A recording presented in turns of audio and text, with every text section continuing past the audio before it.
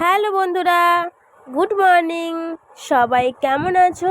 আশা করছি সবাই খুব খুব খুব ভালো আছো। তো আজকে হলো ঘন্টু বাবুর বার্থডে, আর বার্থডে বয় এখানে ঘুমিয়ে আছে। ও ভোরবেলায় আবার ঘুমিয়েছে। তো কাল রাত্রিবেলা জেগেছিল, যেটা ও সব সময়ের রুটিন, বাদ দাও। তো এখন আমি স্নান টান করে নিয়েছি। তো চলো আমি যাই ঘন্টুবাবুর খাবার বানাতে। এখানে চলছে ঘন্টুবাবুর সুজি বানানো, আর চলছে এখানে চা বানানো, সকাল সকাল চা।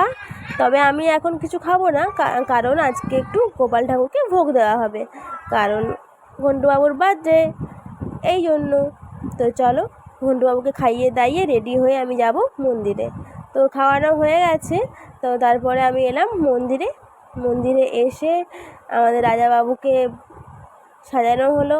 ও রাজাবাবু নতুন জামা এসছে, বাট নতুন জামাটা আমি পরাতে পারবো না।